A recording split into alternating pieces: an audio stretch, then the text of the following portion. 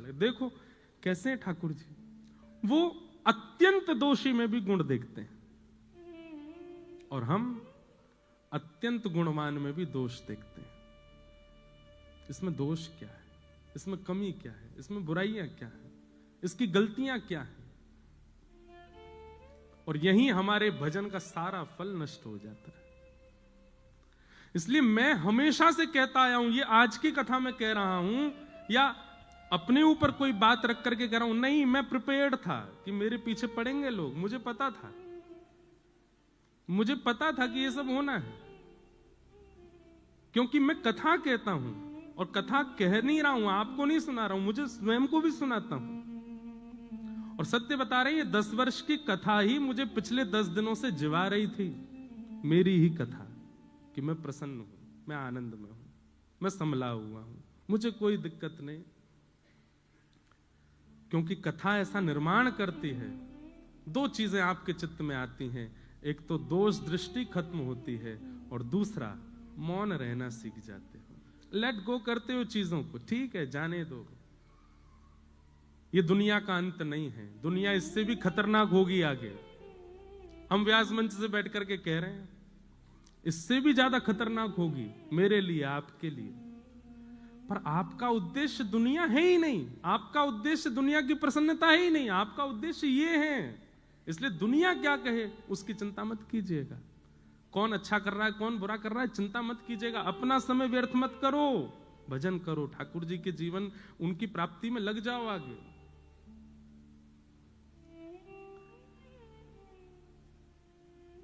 अन्यस्य दोष गुण चिंतन माशु मुक्त्वा, दूसरे में दोष मत देखो। पुणे के पास में एक गांव है, उसका नाम है पुरंदरपुर। क्या नाम है? वहां पर एक व्यक्ति रहते थे, उनका नाम था पुरंदर। थे तो वो ब्राह्मण, लेकिन अपने स्वभाव से, अपने कर्म से बिल्कुल दूषित। किसी भी प्रकार से ब्राह्मणत्व उनके अंदर दिखाई नहीं देता था। लेकिन उनकी पत्नी थी सरस्वती बाई। सब लोग इधर देखना, ऊपर वाले भी, बीच वाले भी, नीचे वाले भी। भूवस्व ये भू है तो बीच वाले भुव, ऊपर वाले स्वर्ग। हम पता नहीं कहां वैकुंठ ये वैकुंठ है। हाँ, वैकुंठ ही तो है, व्यासपीठ वैकुंठ है, क्योंकि तीनों को देख रही है, भू को भी देख रही है, भुवः को भी देख रही है, स्वर्ग को भी देख रही है। बहुत ध्यान से सुनिएगा, बड़ी प्यारी कथा है, मुझे बहुत प्रिय लगती है। और अब तो ये विराजमान है मंच पर, तो इन्हीं का ही प्रसंग चलने वाला है। श्री ज्ञानेश्वर महाराज, ज्ञानेश्वर माउली, जिनको महाराष्ट्र में सब लोग मां कहते हैं, यही मां है। और संत श्री तुकाराम जी महाराज, इन दोनों, पूरी दुनिया इनका कीर्तन करती है, ठाकुर जी का, जय जय राम कृष्ण हरि, पर ठाकुर जी इन दोनों का कीर्तन करते हैं। ज्ञानेश्वर माउली, ज्ञानोबा तुकाराम, ज्ञानोबा तुकाराम, ज्ञानोबा तुकाराम, इनका कीर्तन ठाकुर जी करते हैं।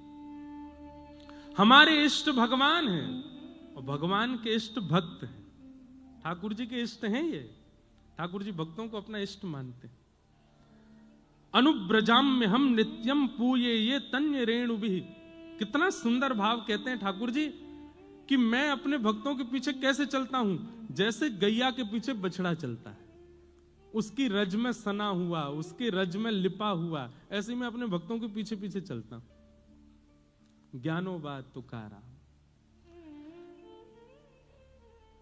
भक्ति काल के सबसे पहले भक्त भारत के श्री ज्ञानेश्वर माउली, और भक्ति शतक के एक प्रकार से विश्राम श्रेणी में भक्त जो हुए उनमें श्री तुकाराम जी, तो संपूर्ण भक्त इनके बीच में आ जाते हैं। इसलिए ठाकुर जी इन दोनों का कीर्तन करते हैं, ज्ञानोबा तुकाराम। तो इन्हीं बीच में एक भक्त हुए, उनका नाम था पुरंदर, पर वो भक्त नहीं थे, महासंसारी व्यक्ति। बहुत ध्यान से सुनना है। पुणे के पास में व्यापार करते थे, दुकान थी उनकी, उनकी पत्नी का नाम था सरस्वती बाई। क्या नाम था? कंजूस एक नंबर के थे। मैं कभी कभी कथा में एक बात कहता हूं कि व्यक्ति यदि संसारी है और घोर संसारी है तो भी कभी कभी ठाकुर जी की कृपा उस पर हो जाती है। ये बिचले जो होते हैं ना, भक्त भी हैं संसारी भी हैं, उन पर ठाकुर जी कई बार दृष्टि कम करते हैं। या तो पूर्ण रूपेण भक्त हो या पूर्ण रूपेण संसारी हो। संसार प्रिय लगता है तो पूरे पूरे संसार के हो जाओ, ठाकुर जी प्रिय लगते हैं तो पूरे पूरे ठाकुर जी के हो जाओ। तो पुरंदर जी जो थे ये पूरे पूरे संसारी थे, लेकिन इनकी पत्नी परम भक्त सरस्वती बाई। भगवान ने मन में विचार किया, न दान करता है, न पुण्य करता है, न किसी भी प्रकार की कोई सेवा करता है, बस ये पूरे दिन व्यापार करता है, धन कमाने में इसकी रुचि है, इस पर मुझको कृपा करनी है। न जाने कौन से गुण पर दया निधि रीझ जाते हैं, कौन से भाव पर रीझ जाए, क्या पता ठाकुर जी का। अच्छा, एक बात और मैं स्पष्ट कर दूं, महासंसारी तो है, महासंसारी है, लेकिन वैष्णव अपराध से बचा हुआ है तो ठाकुर जी की कृपा होगी। लेकिन महासंसारी है और वैष्णव अपराध भी करता है तो ठाकुर जी की कृपा नहीं होगी। ठीक है, संसार के विषय भोग विलास आदि सब में संलिप्त है, लेकिन अभी तक वैष्णव अपराध नहीं बना है उससे, तो हो सकता है कि ठाकुर जी की उस पर कृपा हो जाए। बंधुओं, भक्तों को किसी से नहीं डरना चाहिए सिवाय एक के, वैष्णव अपराध। कभी किसी भक्त का अपराध ना हो जाए, किसी वैष्णव का अपराध ना हो जाए, किसी भगवत स्वरूप वाले का आपसे अपराध ना बन जाए, बस इससे डरिएगा और कुछ नहीं। हम तो हमेशा कथा में कहे, ठाकुर जी की भोग में कोई कटौती हो जाए चलेगा, ठाकुर जी के श्रृंगार में दिक्कत हो जाए चलेगा, ठाकुर जी की सेवा में दिक्कत हो चलेगा, पर ठाकुर जी का नाम गाने वाले किसी की सेवा में कभी कोई अपराध मत करिएगा, वो अपराध है, उससे ठाकुर जी क्षमा नहीं करते। तो पुरंदर दास जी जो थे, इनसे वैष्णव अपराध नहीं हुआ था अभी तक, लेकिन ये महासंसारी थे। एक बार ठाकुर जी के मन में आया कि मुझे इन पर कृपा करनी है, और किस लिए कृपा करनी है? क्योंकि पत्नी परम भक्ता है। तो ठाकुर जी एक दीनहीन से ब्राह्मण बनके, यही पंडरीनाथ भगवान दीनहीन से ब्राह्मण बनके पहुंच गए, और पहुंच करके पुरंदर दास जी की दुकान पर जाके खड़े हो गए।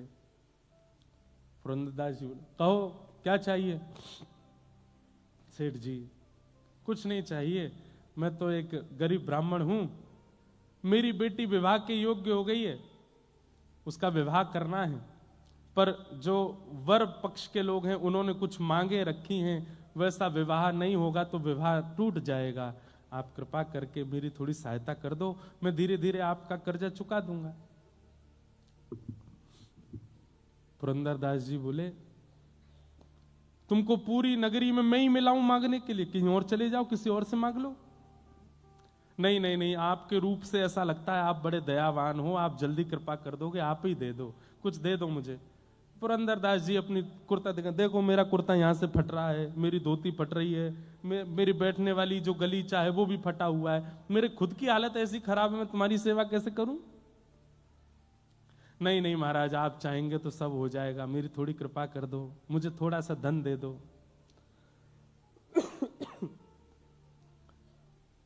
पुरंदरदास जी बार बार अपने सेवकों कहें, इसको भगाओ यहां से, इसको भेजो यहां से, ये मांग रहा है, मैं मुझ में देना नहीं चाहता इसको। सब लोग इधर देखिएगा, ध्यान से सुनिएगा। लेकिन ठाकुर जी हट कर लें तो कौन समझा सके? यहां दुनिया के लोग जिद पे अड़ जाते हैं तो नाक में दम हो जाता है, ठाकुर जी अगर जिद कर लें, दुनिया बनाने वाले, तो उनको कौन समझाए? ठाकुर जी तो वहीं बैठ गए दुकान के बाहर ही, बोले जाऊंगा तो आपसे लेके ही जाऊंगा और कहीं नहीं जाऊंगा, और नहीं तो मेरी बेटी का ब्याह टूटेगा, उसका जो अपराध होगा वो आपको लगेगा। पुरंदर बोले, ये कोई बात है? जान ना पहचान, एक तो मुझसे पैसा मांग रहे हो, ऊपर से मेरे को दोष भी दे रहे हो।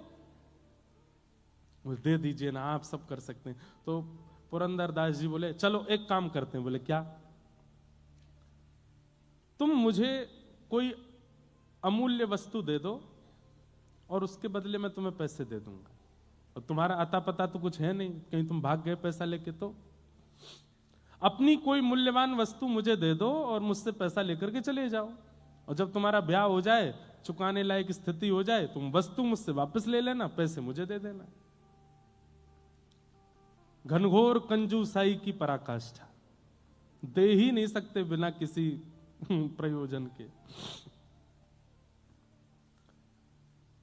ठाकुर जी बोले मेरे पास तो कुछ भी नहीं है, मैं कहां से लेके आऊं? बोले तो भैया देखो, अब मैं राजी हो गया हूं। हाँ भाई, नगर के लोग इकट्ठे कर लिए, देखो मैं इनको देने को तैयार हूं, पर मैंने एक शर्त रखी है, ये अपनी कोई वस्तु मुझे दे दें, बदले में पैसा ले जाएं, बेटी का ब्याह कर लें, जब चुकाने की स्थिति हो तब वापस अपनी सामग्री लेके मुझे पैसा दे जाएं, कोई बुराई है?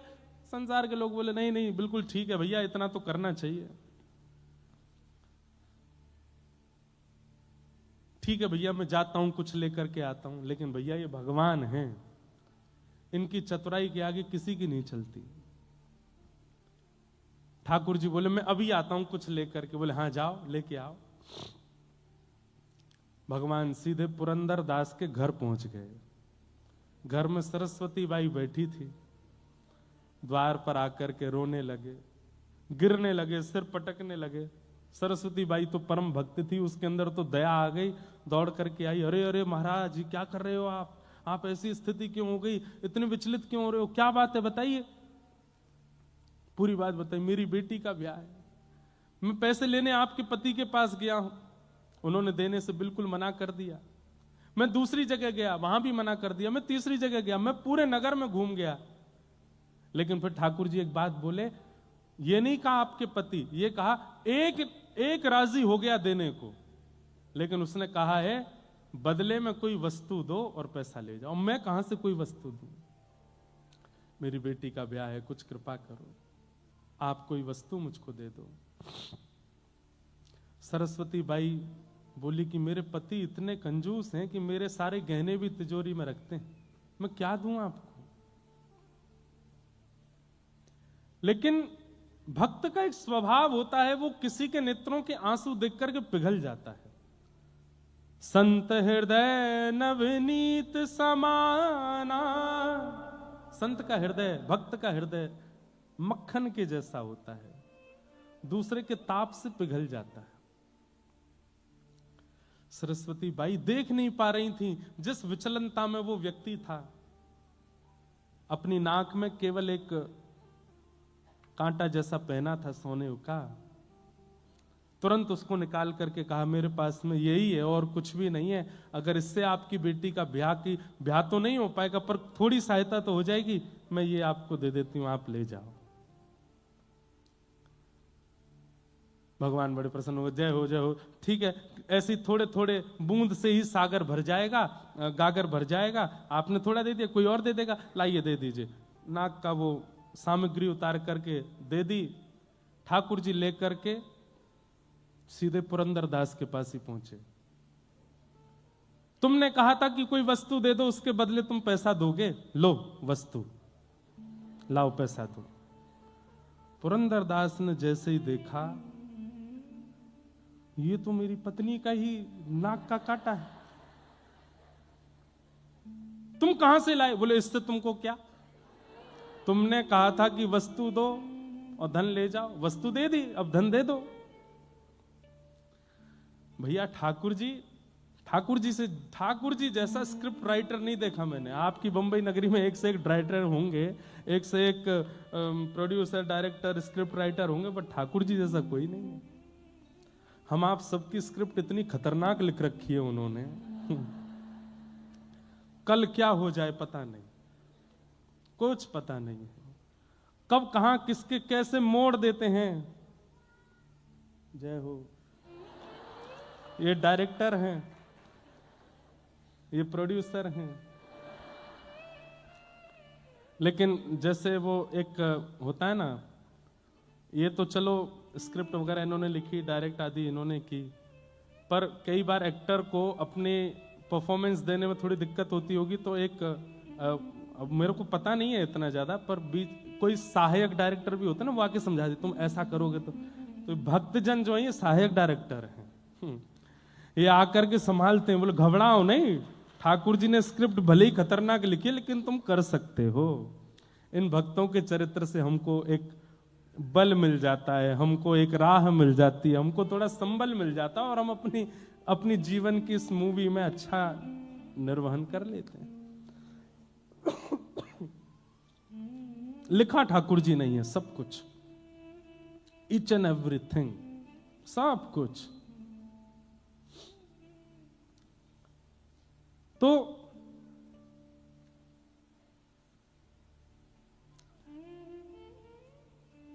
ठाकुर जी पहुंच गए, वो नाक की बाली दे दी, नाक का कांटा दे दिया, बोले लो वस्तु लो, पैसा दो। तो पुरंदर को यह बात पता है कि मेरी पत्नी स्वभाव से बड़ी दयावान है और उसी ने दया करके बिना मुझसे पूछे, बिना मेरी आज्ञा के अपनी नाक की एक कांटा निकाल करके दे दिया। इसको तो मैं पैसा दे देता हूं लेकिन आज अपनी पत्नी को नहीं छोड़ूंगा। भगवान को जितना जरूरत थी उतना पुरंदर दास ने दे दिया और उस नाक के कांटे को अपनी तिजोरी में रख के ताला लगा करके, और दुकान में जो काम करते थे सबसे कहा आप सबकी छुट्टी है जाओ। सेठ जी अभी तो समय हुआ नहीं, नहीं आज जाओ। और ताम्रवर्ण हो रहा था मुक्का, आज अपनी पत्नी को नहीं छोड़ूंगा। दुकान बंद की। तो दुकान में एक कार्य करता था, वो इनकी पत्नी को बहुत मानता था, उसकी भी वो सहायता करती थी। वो दौड़ करके पहले ही पहुंच गया, बोले मां आप अपनी रक्षा कर लीजिए। क्यों, आपकी नाक का कांटा कहां है? बोले वो एक दीनहीन सा ब्राह्मण आया था, उसकी बेटी के ब्याह के लिए कुछ मांग रहा था, मुझे कुछ था नहीं, मैंने दे दिया। बोले उसने जाके आपकी नाक का कांटा ही पुरंदर दास जी को देके पैसा ले लिया। अब वो आपके ऊपर आ रहे हैं, बड़े रोष में हैं और कुछ करने की स्थिति में हैं। मां आप अपनी रक्षा करना। सरस्वती बाई घबरा गई।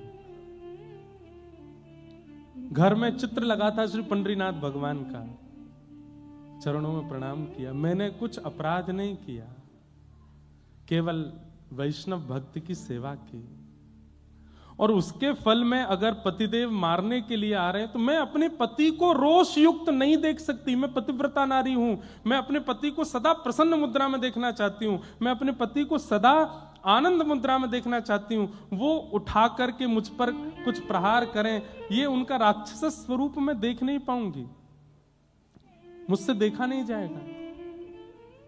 लेकिन वो मानेंगे नहीं, वो आकर के मुझ पर प्रहार करेंगे, मैं उनको उस रूप में नहीं देखना चाहती। इसलिए पंडरीनाथ आत्महत्या करना वैसे तो महापाप की श्रेणी में आता है, पाप नहीं महापाप। 2000 वर्ष के लिए नरक योनि और कितने हजार वर्षों के लिए प्रेत योनि प्राप्त होती है उसको, जो इस प्रकार से आत्महत्या करे।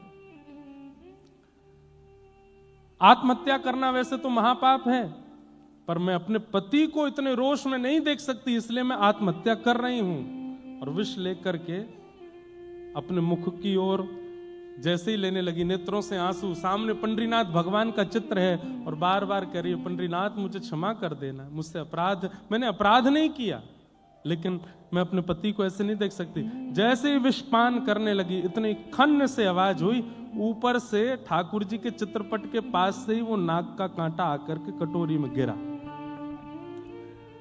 और जैसे ही वो कांटा कटोरी में आकर के गिरा, इतने में ही पति का आना हुआ। पति ने आकर के किवाड़ बंद करी, ढूंढने लगा कोई सामग्री मिले मुझे, और कुछ हाथ में लेकर के खड़ा हो गया सामने। ए सरस्वती बाई जी, तेरे नाक का कांटा कहां है, जल्दी दिखा मुझे। उसने तुरंत कटोरी में जो विष था उसमें हाथ डाल करके निकाला और दिखा दिया, बोले ये है। पुरंदरदास बोले इधर दिखा, देख करके देखा तो वही कांटा था। बोले असंभव, ये हो ही नहीं सकता, ये तो मैं अपनी तिजोरी में रख करके ताला लगा करके आया हूं, तेरे पास कैसे आ गया? रुक, यहीं रुक, मैं अभी आता हूं। दौड़ करके अपनी दुकान पर फिर से गए, दुकान खोल करके तिजोरी खोल करके देखा तो कांटा वहां नहीं था। लौट करके आए, ये कैसा जादू सीख के आई है तू? वो कांटा मेरे पास मैंने बंद करके रखा, तेरे पास दोबारा कैसे आया, और ये सब व्यवस्था कैसे बनी, मुझे जल्दी बता। नेत्र भर गए आंसुओं से और चरण पकड़ करके बोली, सब पंडरीनाथ की कृपा है। एक विरक्त एक परम ब्राह्मण मेरे द्वार पर आके रोने लगा, मैंने उसको दिया, मुझे पता चला कि उसने वो कांटा जाके आपको दिया और आप रोष में मुझे मारने आ रहे हैं। मैं आपको उस रूप में नहीं देखना चाहती थी, इसलिए विष पान कर रही थी, पंडरीनाथ के सामने रो रही थी कि हे पंडरीनाथ, मैं अपने पति को ऐसे नहीं देख सकती, मैं आत्महत्या कर रही हूं। उसी समय पता नहीं कहां से ये कटोरी में गिर गया। मुझे तो ऐसा लगता है वो ब्राह्मण कोई और नहीं थे, वो साक्षात पंडरीनाथ ही थे। मुझे और आपको अपने चरणों में लगाने के लिए, स्वीकार करने के लिए, अंगीकार करने के लिए ये पूरी लीला की थी। पुरंदर दास के नेत्र बंद हो गए और वो छवि दिखने लगी, कैसे मेरी दुकान पर आकर के बार बार कह रहे थे कि धन दे दो, मेरी बेटी का ब्याह है उसके लिए थोड़ी सेवा कर दो। वो स्वरूप बार बार दिखे, और जो वृद्ध ब्राह्मण का स्वरूप था वो नेत्रों में अब वृद्ध ब्राह्मण नहीं दिख रहा है, सांवरे सलोने ठाकुर जी ही दिख रहे हैं कि वही द्वार पर खड़े थे, वही मांग रहे थे, वही बार बार जिद कर रहे थे। पुरंदर दास रोने लगा, पत्नी का हाथ पकड़ा, देवी अभी चलो। बोले कहां? बोले पंढरपुर चलो। उसी समय अपनी पत्नी के साथ घर बार सब छोड़ करके पंढरपुर चले गए और ईंट पर खड़े हुए अपनी भुजा पर हाथ रख करके श्री पंडरीनाथ भगवान के सामने जाकर के पुरंदर दास ने अपने जीवन का शेष समय ठाकुर जी को अर्पित कर दिया। ठाकुर जी के जीवन को अर्पित हो गए। कान पकड़ के क्षमा मांगी, नाथ मुझे क्षमा कर दो, मैंने अपराध किया। और पुरंदर दास जी का फिर नियम हो गया, हर दिन जाते और ठाकुर जी से केवल क्षमा मांग करके ये कहते, मुझे दंड दीजिए, मुझे दंड दीजिए। जितना मेरी दृष्टि में मुझे समझ में आया, अधिक भी हो सकते हैं। भगवान से पीड़ा दो लोगों ने मांगी है, या तो द्वापर युग में कुंती ने मांगी है या कलयुग में पुरंदर दास ने मांगी है। ठाकुर जी से पीड़ा मांगी। वहां कुंती भगवान से कहती है कि नाथ मेरे जीवन में पीड़ा दे दीजिए, दुख दे दीजिए, दारिद्र्य दे दीजिए, कष्ट दे दीजिए। और यहां पुरंदर दास नित्य पंडरीनाथ भगवान से कहते हैं कि मुझे कष्ट दे दीजिए, दुख दे दीजिए। क्यों? क्योंकि मैंने आपके रूप को नहीं पहचाना, आपके स्वरूप को नहीं जाना। नित्य ठाकुर जी से प्रार्थना करते। एक दिन ठाकुर जी प्रसन्न होकर प्रकट हो गए और प्रकट होकर के बोले, ए पुरंदर दास, क्या रोज कहता है कि मुझे कष्ट दे दो, मुझे दंड दे दो। बोले प्रभु, जब तक दंड नहीं दोगे मेरे हृदय को शांति नहीं मिलेगी। बंधुओं, ये भी एक वैष्णव का स्वरूप है, बहुत ध्यान से सुनिएगा।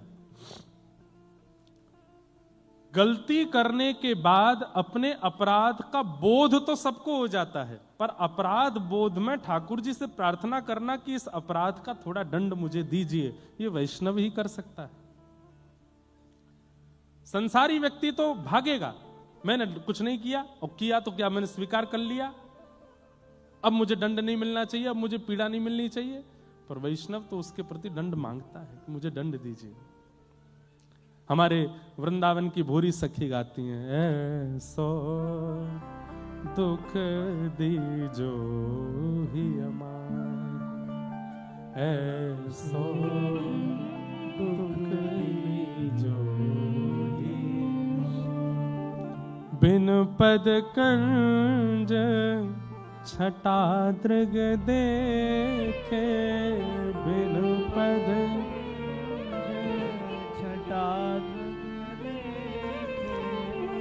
को सुहावे नाही, ओ को सुहावे नाही, ऐसो दुख दीजो ही अमाही, ऐसो दुख दीजो ही।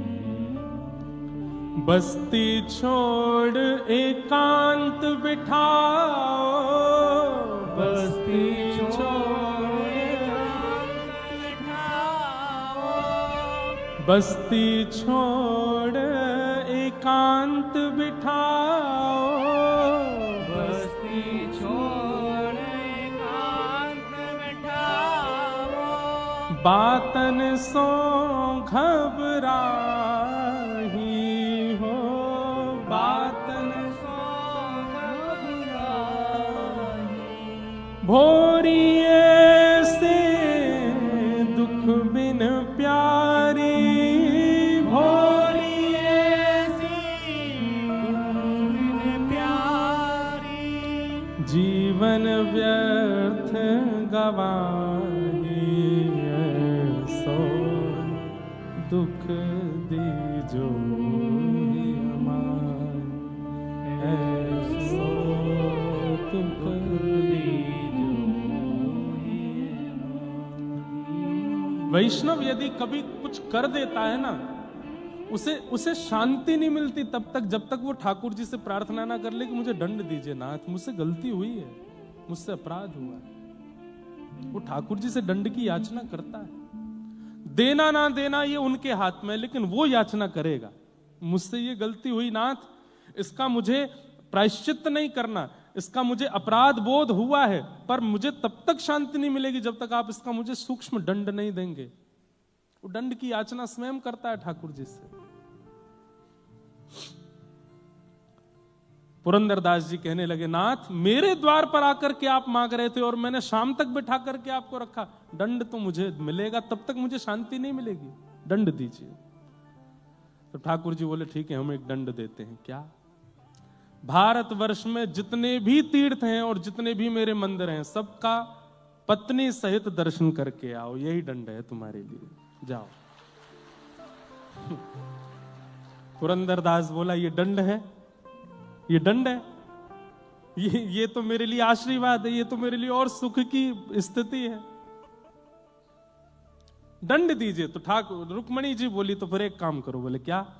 जिस जिस तीर्थ में जाओगे वहां की मातृभाषा, वहां की जो लोक भाषा है, उस भाषा में एक पद गा करके वहां के ठाकुर जी को रिझाओ, ये दंड है, चलो। हाँ, इसमें थोड़ा परिश्रम है, मैं महाराष्ट्र का हूं, मुझे मराठी आती है, अब मैं दक्षिण जाऊंगा, आंध्र प्रदेश जाऊंगा, केरला जाऊंगा, वहां जाऊंगा, वहां की भाषा में वहां का कीर्तन बनाना मेरे लिए कठिन होगा, ये दंड उचित है।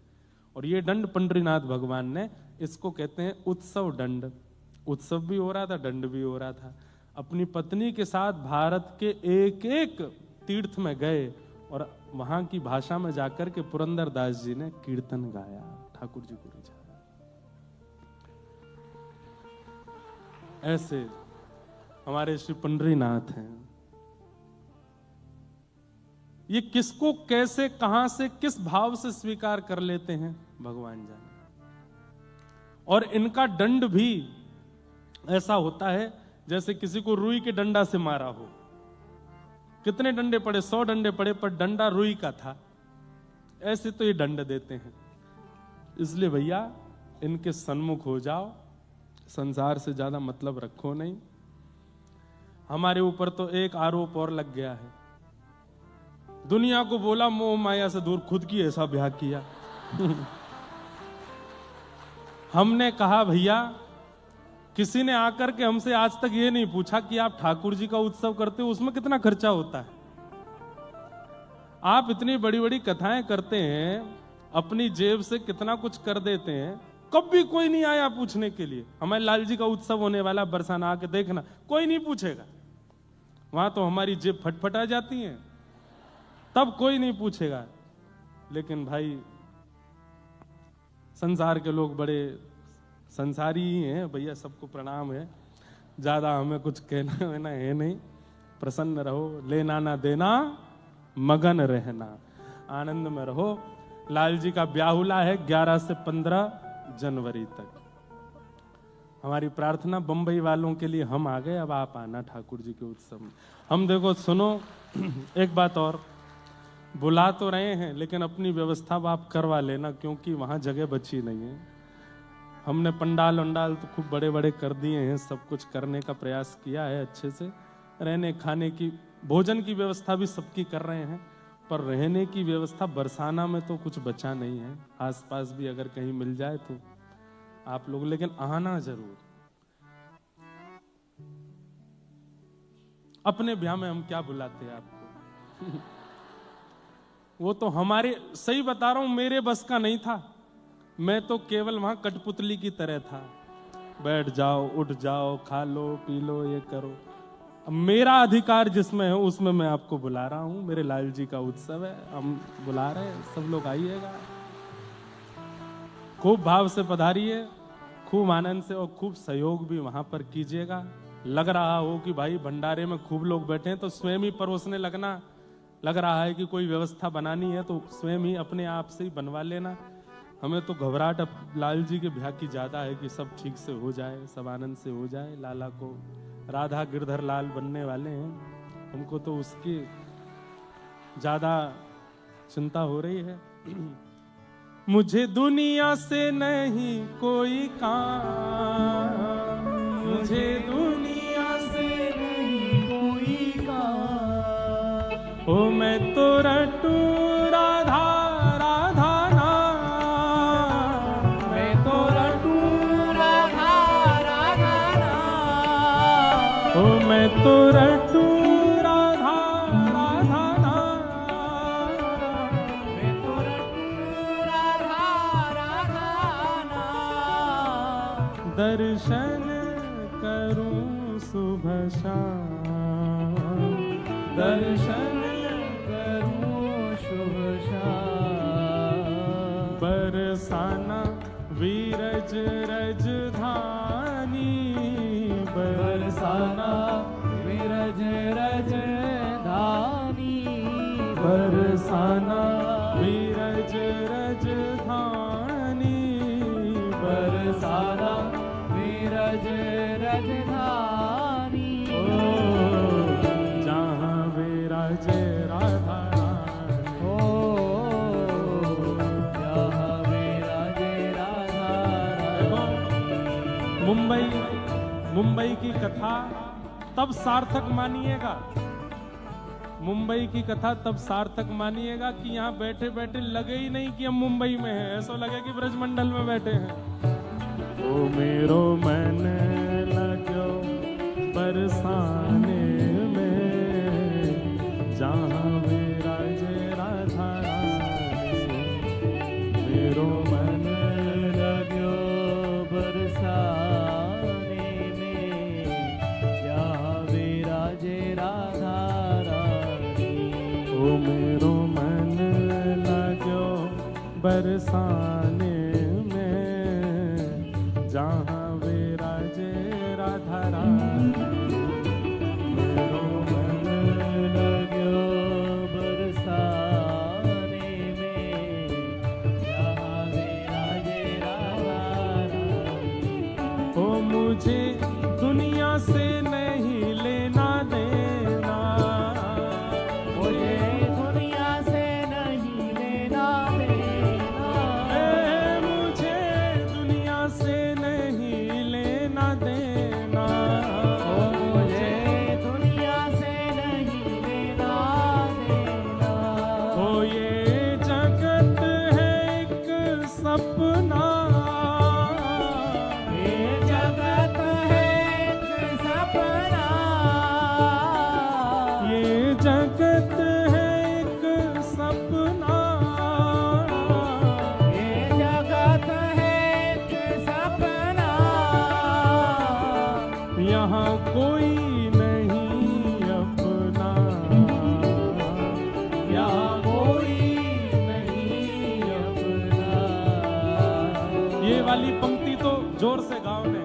ओ यहाँ कोई नहीं अपना, ओ यहाँ कोई नहीं अपना। सिवाय इसके मेरी अपनी वृषभानु दुलारी, मेरी अपनी वृषभानु दुलारी। ओ मेरी अपनी वृषभानु दुलारी, मेरी अपनी वृषभानु दुलारी। वृषभानु दुलारी।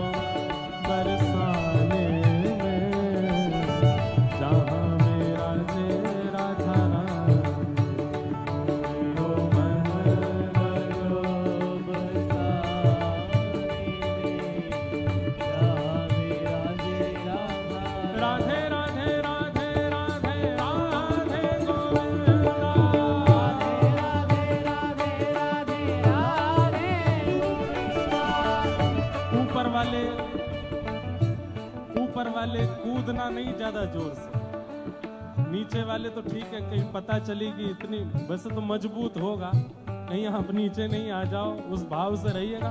राधे राधे राधे राधे राधे गोविंदा, राधे राधे राधे राधे राधे भज राधे राधे राधे राधे राधे गोविंदा, राधे राधे राधे राधे राधे हे भज राधे गोविंदा, राधे गोविंद भज राधे गोविंदा, राधे गोविंद हे भज राधे राधे राधे राधे राधे गोविंदा, राधे राधे राधे राधे राधे हे वृंदावन चंद भजो राधे गोविंदा, वृंदावन चंद भजो राधे ओ प्यारे गिरधर गोपाल भजो राधे गोविंदा, हरे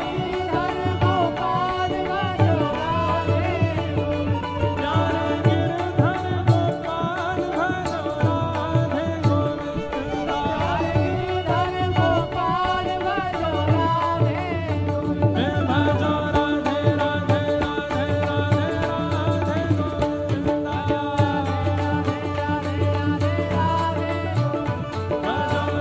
राधे राधे राधे राधे गोविंदा, भजो राधे राधे राधे राधे राधे गोविंदा, हे भजो राधे राधे राधे राधे राधे गोविंदा, हे भजो राधे गोविंदा, राधे गोविंदा, राधे गोविंदा, भजो राधे गोविंदा, राधे गोविंदा, राधे गोविंदा, राधे गोविंदा, राधे गोविंद हे भजो राधे राधे राधे राधे राधे गोविंदा,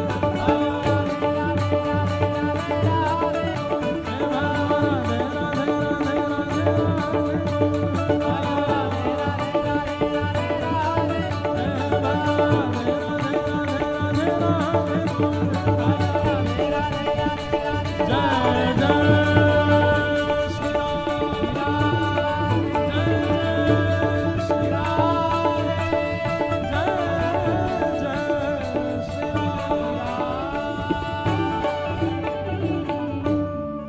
सच्चिदानंद रूपाय विश्वोत्पत्त्यादि हेतवे तापत्रय विनाशाय श्रीकृष्णाय वयं